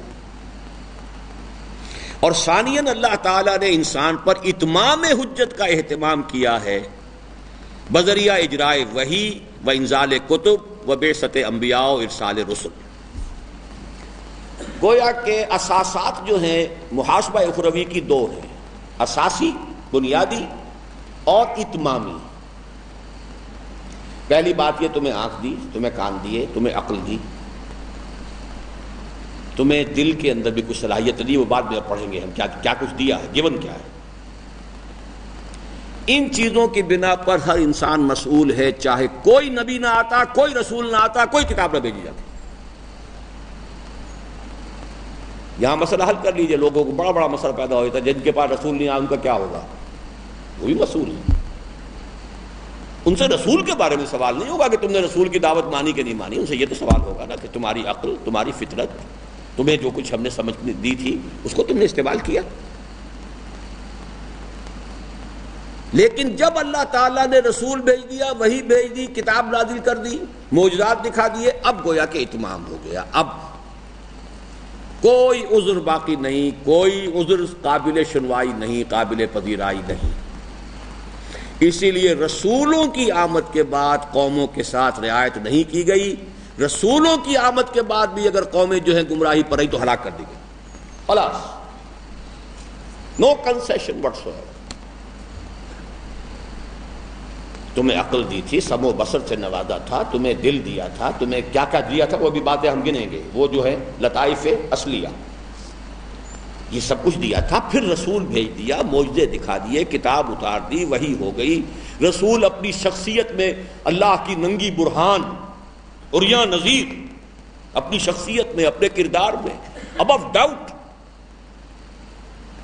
اس کے باوجود معلوم ہوا تمہارے اندر اب کوئی خیر نہیں ہے، سرے سے نہیں ہے. جیسے کوڑے کرکٹ کو جمع کر کے آگ دکھا دی جاتی ہے، ایسے ہی قوم نوح ختم، قوم ہود ختم، قوم صالح ختم، قوم لوط ختم، قوم شعیب ختم، آل فرعون ختم. نسیم منسیہ، جیسے کبھی تھے ہی نہیں. لا یرا الا مساکنہم، ایسے ہو گئے جیسے کأن لم یغنوا فیہا، ایسے ہو گئے جیسے کبھی تھے ہی نہیں. لا یرا الا مساکنہم، اب ان کے قصر نظر آ رہے ہیں، محل نظر آ رہے ہیں، بسنے والے کا کوئی وجود نہیں رہا. کیوں کہ آخری حجت کے بعد بھی اگر ان کی آنکھیں نہیں کھلی تو معلوم ہوا کہ اب ان کے اندر سرے سے کوئی خیر نہیں. تو محاسبہ اخروی کی دو اساسات، اساسی بنیادی اور تکمیلی. نبوت کا تعلق تکمیلی سے ہے، لیکن پہلے اساسی سمجھیے. دیکھیے ہمارے ہاں جیسا میں نے عرض کیا تھا نا کہ تنزلات ستہ متکلمین مانتے ہیں، میں صرف 3 مانتا ہوں، جس کی کہ سائنس کے ساتھ کوریلیشن ہوئی ہے، کولابریشن ہوئی ہے، جس کے ساتھ کہ سارے نظریات جدید جو ہیں اس کے ساتھ بالکل منسلک ہو جاتے ہیں، کہیں کوئی فاصلہ نہیں رہتا. لیکن اسی طریقے سے ہمارے ہاں صوفیہ جو ہیں وہ بھی لطائف خمسہ یا لطائف ستہ مانتے ہیں. 3 تو وہی ہے جو یہاں لطیفہ نفس، لطیفہ قلب، لطیفہ روح. لیکن پھر لطیفہ سر، لطیفہ خفی، لطیفہ اخفا، 3 اور میں ان 3 میں سے کسی کو نہیں مانتا، صرف ان 3 کو مانتا. اور یہ 3 وہ ہیں کہ جو قرآن سے بھی ثابت ہیں، شد و مت سے آئے ہیں، اور یہی 3 وہ ہیں کہ جس کا مشاہدہ فرائڈ نے بھی کیا ہے. میرے نزدیک سب سے زیادہ deep insight, acute observation human psychology کی اس دور میں فرائڈ کو حاصل تھی. اگرچہ وہ غلط رخ پر چڑھا گیا، اس نے بہت غلط نظریات بیان کر دیے، لیکن ایکویٹی آف ویژن جس کو کہتے ہیں، ایکیوٹنس آف آبزرویشن، کوئی اس سے آگے نہیں گیا. وہ بھی 3 کی بات کرتا ہے، اج اور libido, ego and superego. Quran نے بھی 3 کی بات کی، نفس، قلب اور روح. باقی خفی افکار الفاظ کہیں کہیں آ گئے ہیں، ان کی کوئی حیثیت انڈیپینڈنٹ جو ہے وہ لطائف کی نہیں ہے. انسان کے متذکرہ بالا لطائف ثلاثہ میں سے ادنا ترین لطیفہ نفس ہے، جس کے اعتبار سے بلا شبہ انسان ایک ترقی یافتہ حیوان ہے اور جو بالکلیہ عالم خلق سے تعلق رکھتا ہے. چنانچہ اس کا رجحان اصلی عالم اسفل ہی کی جانب ہے، اور اس کی گہرائیوں میں واقعتاً امارۃ بالسوء ہی کا طوفان موجزن ہے، جس کا ایک پہلو سے مشاہدہ کیا مارکس نے یعنی پیٹ، دوسری جانب سے مشاہدہ کیا فرائڈ نے یعنی جنس، تیسری طرف سے مطالعہ کیا ایڈلر نے دی ارج ٹو ڈومینیٹ. اور یہی ہے وجود انسانی کا وہ جانب اسفل جس کے بارے میں کچھ حقائق منکشف ہوئے ڈارون پر. یہ جو انسان کا وجود حیوانی ہے، اس وجود حیوانی کا بھی ایک خلاصہ ہے جس کو ہم لطیفہ نفس کہیں گے.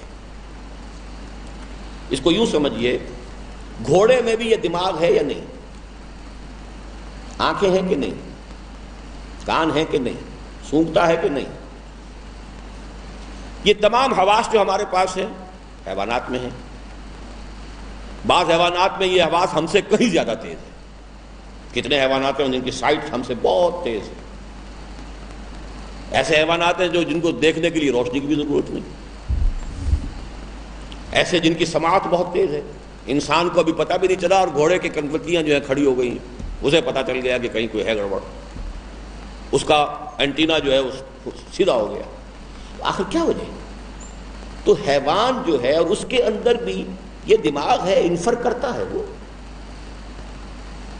اس کی میں نے بہت سادہ مثال بارہا دی ہے، آج پھر دہرا رہا ہوں کیونکہ میرا مشاہدہ تھا وہ. ایک کیڑا جیسے سیگمنٹڈ سے کیڑے ہوتے ہیں یہ، اور اس پہ وہ رواں سا بھی تھا، وہ چل رہا تھا زمین پر، میں نے تنکا آگے رکھ دیا، اس نے ڈائریکشن اپنی موڑ لی، پھر آگے رکھا، پھر ڈائریکشن موڑ لی، تیسری مرتبہ پھر آگے رکھا، پھر ڈائریکشن موڑ لی، چوتھی مرتبہ آگے رکھا تو اس تنکے کے اوپر سے گزرا۔ ناؤ اینالائز، پرسیپشن بھی پوری ہے، انٹیلیجنس ہے کہ اس نے سمجھ لیا ہے کہ آبسٹرکشن ہے میرے راستے میں، عقل ہے کہ یہ سوچے کہ مجھے اس کو ایوائڈ کرنا چاہیے، 3 دفعہ ایوائڈ کیا ہے، چوتھی مرتبہ اس نے طے کر لیا ہے کہ یہ پیچھا نہیں چھوڑ رہا ہے، تو جس کو ہم ول کہتے ہیں، قوت ارادی، I have to overcome it, یہ ساری کی ساری چیزیں اس کیڑے کے اندر موجود ہیں۔ یہی بہت اونچی شکل میں انسان میں، فرق صرف یہاں کوانٹٹی کا ہوگا، کوالٹی کا کوئی فرق نہیں۔ یہ ہیومن برین یہ جتنا ڈیولپ ہوا ہے اس کے یہ، لیکن یہ it's all quantitative not qualitative. حیوان کے اندر یہ سارے چیزیں موجود، وہی انسان میں بھی۔ اس کا خلاصہ لطیفہ نفس ہے۔ پھر حیوان کو اپنے وجود کے لیے جو بیسک انسٹنکٹس درکار ہیں، اسی سے اس کی زندگی ہے۔ پیٹ کھانے کو مانگتا، کوئی نہ کوئی سیکشول ارج ہے، کوئی گھروندا، کوئی چھت اوپر، کوئی گھونسلہ، بے کا گھونسلہ ہو، چاہے وہ جو حضرت مسیح علیہ السلام نے کہا تھا کہ جانوروں کے بھٹ ہیں اور پرندوں کے گھونسلے ہیں، ابن آدم کے لیے سر چھپانے کی کوئی جگہ نہیں، تو ہر ہے یہ انسٹنکٹس ہیں۔ تو ان بیسک انسٹنکٹس اور اس کے ساتھ سمع و بصر اور فؤاد، اس کو ایڈ کر دیتے ہیں۔ بنیادی جبلتیں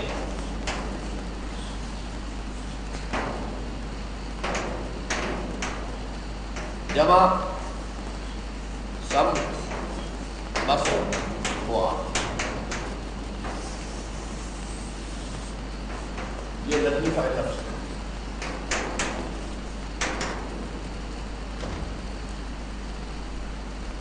یہاں نوٹ کر لیجئے، فؤاد کا عام طور پر جو ترجمہ کیا جاتا ہے، میں اسے ڈیفر کر رہا ہوں، فؤاد کا عام طور پر ترجمہ دل کر دیا جاتا ہے، میرے نزدیک کو غلط ہے۔ فؤاد فائدے سے بنا ہے، فائدہ ہوتا ہے کسی چیز سے کچھ حاصل کرنی جائے۔ گوشت فعید کہلاتا ہے جبکہ اسے خوب بھون کے روسٹ کر لیا جائے، اس میں سے لیکوڈز وغیرہ نکل جائیں تو وہ فعید ہے، یعنی پروسیس کر لینا۔ ان السمع والبصر والفؤاد،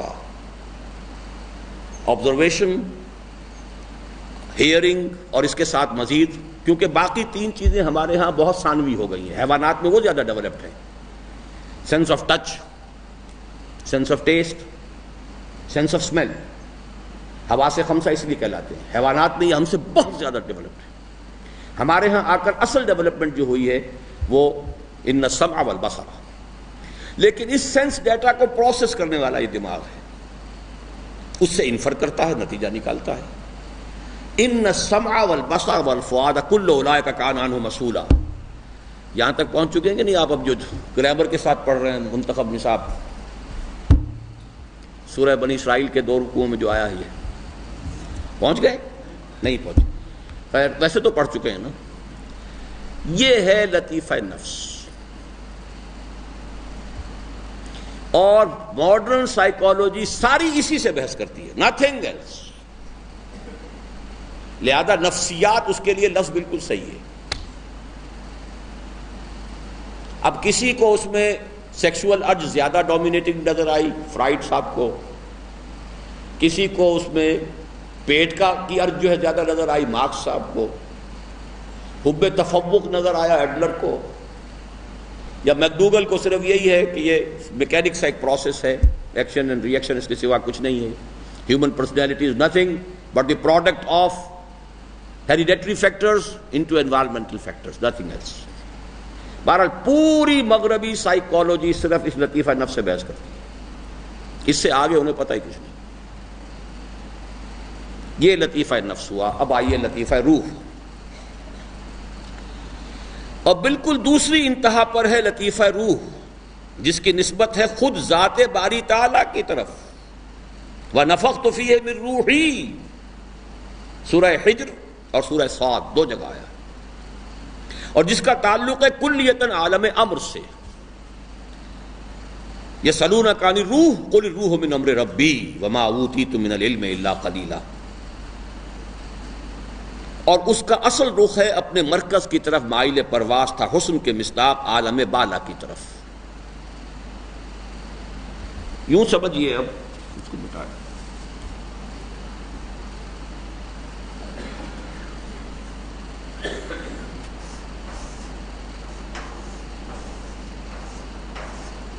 اگر یہ انسان ہے، چلیے لطیفہ نفس یہ ہے بطن اور فرج بیسک،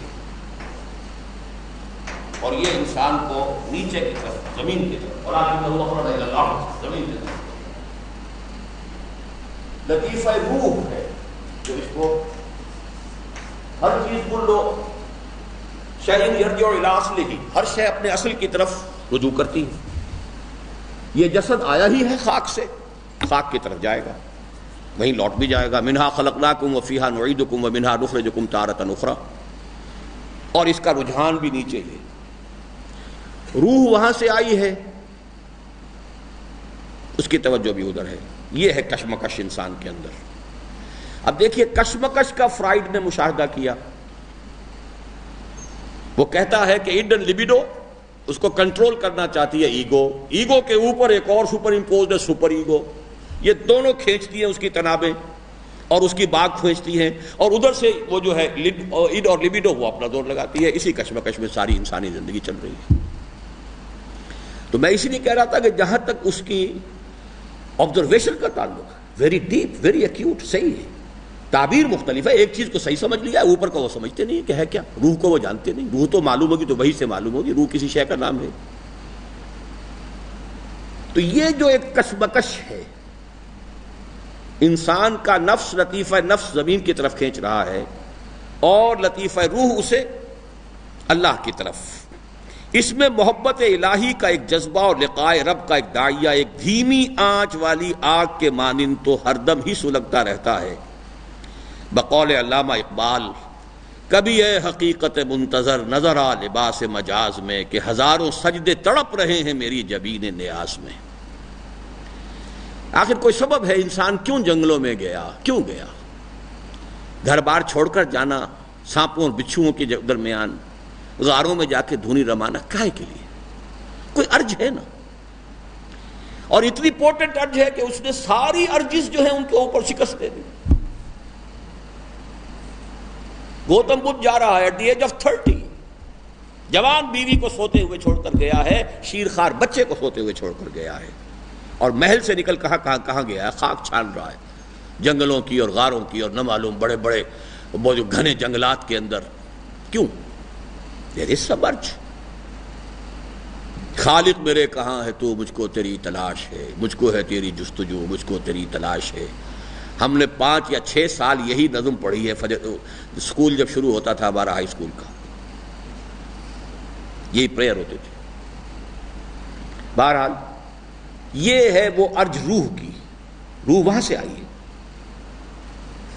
اسی لیے پہلا شعر ہے مثنوی کا، بشنو از نئے کیوں حکایت می کند، وز جدائی ہا شکایت می کند۔ یہ نئے جو ہے بانسری آپ بجاتے ہیں، اس میں سے کچھ آواز نکلتی ہے، ذرا سنو اس کو، یہ کیا ہے؟ یہ جدائی پر شکایت کر رہی ہے، نالہ کر رہی ہے کہ کہیں کسی بانس کے درخت کے اندر تھی میں، وہاں تھی، وہاں سے مجھے کھینچ کر لے آیا گیا ہے، اور یہ میرے ساتھ سلوک ہو رہا ہے۔ یہی انسان کی روح کا معاملہ ہے، کہاں سے کہاں آ گئی ہے۔ بشنو از نئے جو حکایت می کند، بس جدائی ہا شکایت می کند۔ یہ جو انسان کے اندر ارج ہے، اللہ کا قرب، تقرب اللہ، اللہ کو پہچاننا، مالک اور خالق کی معرفت، اس کا قرب، یہ ہے روح کی پیاس۔ اس میں گویا کہ ایک دھیمی آنچ کے مانند محبت الہی موجود ہے، جو کبھی کبھی اس میں ایک شعلے کی سی لپک بھی پیدا ہو جاتی ہے، جیسے بعض ارباب دانش نے شعلے ملکوتی ڈیوائن سپارک سے تعبیر کیا. ویسٹرن تھنکرز ہیں وہ یہ لفظ استعمال کر رہے ہیں. ڈیوائن سپارک، انسان میں ڈیوائن سپارک ہے. دو کتے کبھی بھی ایک روٹی کی تقسیم پر یا ایک ہڈی کی تقسیم پر کبھی وہ راضی نہیں ہوں گے. انسان ایسا بھی کرتا ہے کہ خود بھی بھوکا تھا اور ایک ہی روٹی تھی، لیکن آپ کو بہت سے ایسے بھی نظر آ جائیں گے کہ جو اس حالت میں کسی سائل کو دھتکار دیں گے. ایسے بھی ہوں گے جو آدھی روٹی دے دیں گے. کیوں دے دیں گے؟ کیا اس کی ایکسپلینیشن؟ اس کی کوئی ایکسپلینیشن جو ہے مغربی سائیکالوجی کے پاس تو نہیں ہے. کوئی چیز ہے اندر انسان کے، کوئی شعلہ ملکوتی ہے، کوئی ڈیوائن ایسنس ہے انسان میں. دس روح از دی ڈیوائن ایسنس ان مین. خیر و شر کا داخلی مارکا. گویا غلط نہیں کہا جس نے بھی کہا کہ انسان عالم اصغر ہے، اور واقعتاً انسان کے باطن میں سبھی کچھ موجود ہے. چنانچہ بدی کے پست ترین رجحانات بھی ہیں اور نیکی کے اعلیٰ ترین داعیات بھی ہیں، اور انہی کے مابین ایک شدید کشمکش اور مستقل جنگ جاری ہے انسان کی باطنی شخصیت کے وسیع و عریض میدان کارزار میں. اندر ہی سے کوئی چیز آپ کو کہتی ہے کہ رشوت لو، سب لیتے ہیں جی، چھوڑو جی، کہاں یہ مولویوں کی باتیں، دفع کرو، جاؤ قرضہ لو اور اپنا کاروبار بڑھاؤ. یہ تو ڈھکوسلے سے ہیں، یہ پتہ نہیں یہ ربا ہے بھی کہ نہیں ہے، ہوگا بھی تو اب زمانہ بدل گیا. اندر ہی سے عرض ہے، اندر ہی سے کوئی شے یہ بھی کہتی غلط کر رہا ہے، مت کرو. کیا ہے نا ہمارے اندر خیر بھی ہے، شر بھی ہے. ان النفس لامارۃ بالسوء، وہ نفس تو ظاہر بات ہے، وہ تو خود غرضی کا، نفس پرستی کا، وہ تو سینشول گریٹیفیکیشن چاہتا ہے. پیٹ میں بھوک لگی ہے، انگر پینز ہو رہے ہیں، اسے تو کھانے سے بھرنا ہوگا، اسے اس سے غرض نہیں حلال ہے حرام ہے، چوری سے لیا ہے یا تم نے کوئی کما کر دیا. I don't care, you have to fill می.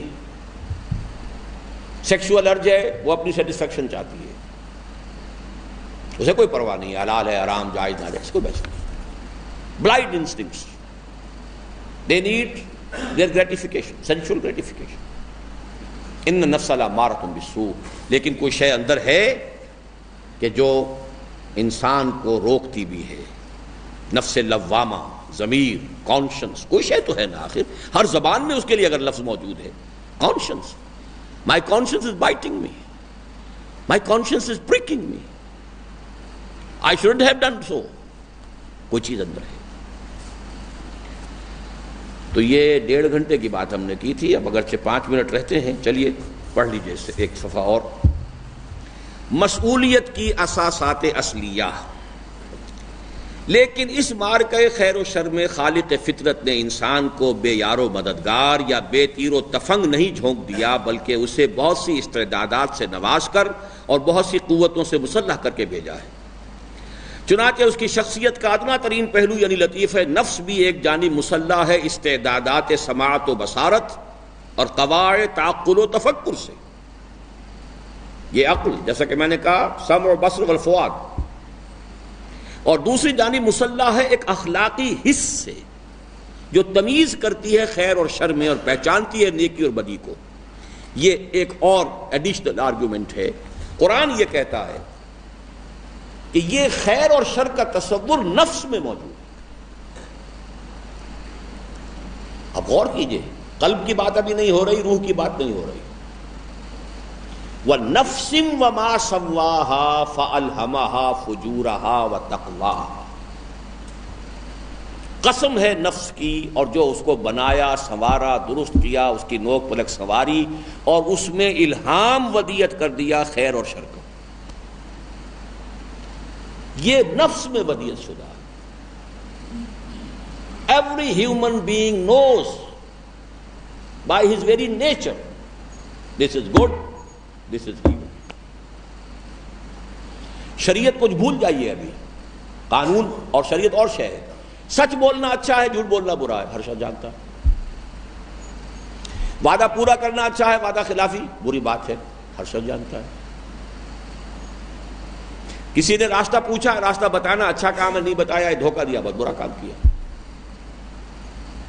اندھے کو کسی کو سڑک پار کرا دینا بہت اچھا کام ہے، اور نہ کرانا بہت برا بات ہے۔ والدین کی خدمت کرنا اچھی بات ہے، نہ کرنا بری بات ہے۔ یہ ساری چیزیں جو ہیں basic morality and all ethical values, they are ingrained، نفس انسانی میں ingrained ہے، ودیت شدہ، منقش۔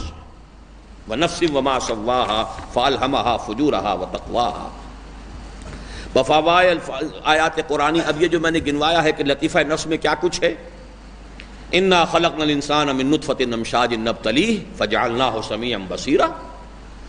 ہم نے انسان کو ملے جلے مخلوط نطفے سے پیدا کیا تاکہ اسے آزمائیں، جانچیں، پرکھیں، تو ہم نے اسے، اب یہ فا یہاں بہت معنی خیز ہے، نبتلی ہے، جب ہم نے پیدا کیا آزمانے کے لیے، فَجَعَلْنَاهُ سَمِيعًا بَصِيرًا، تو ہم نے ایسا تو نہیں کر دیا، اسے سماعت دی ہے، اسے بصارت دی ہے۔ اِنَّا هَدَيْنَاهُ السَّبِيلَ إِمَّا شَاكِرًا وَإِمَّا كَفُورًا، اس کے اندر بھی ایک جو ہے شناخت رکھ دی ہے راستے کی، شکر اور کفر کا دونوں کا مادہ رکھ دیا ہے۔ دوسری آیت وَنَفْسٍ وَمَا سَوَّاهَا فَأَلْهَمَهَا فُجُورَهَا وَتَقْوَاهَا، اور قسم ہے نفس کی اور جیسا کہ اسے بنایا ٹھیک ٹھیک، پھر ودیت کر دی اس میں سوجھ بوجھ اور نیکی، سوجھ بدی اور نیکی کی۔ نمبر 3 لا اقسم بیوم القیامہ ولا اقسم بالنفس اللوامہ، نہیں قسم ہے مجھے قیامت کے دن کی، اور نہیں بلکہ قسم کھاتا ہوں میں نفس ملامت گر کی۔ نمبر 4 بل الانسان علی نفسہ بصیرہ ولو القی معاذیرہ، بلکہ خود انسان اپنے اوپر گواہ ہے، اپنے نفس پر خود گواہ ہے، خواہ پڑا بنائے بہانے۔ بنا بری ہر ذی نفس، اب یہ ہے اس کا کنکلوژن، بنا بری ہر ذی نفس خود اپنی جگہ مسئول ہے اور جزا و سزا کے قابل اور اس کا مستحق ہے، یہاں تک کہ عدالت اخروی میں ہر نفس کو اپنی جواب دہی خود ہی کرنی ہوگی اور اپنا محاسبہ خود ہی بھگتنا پڑے گا، فیس کرنا ہوگا۔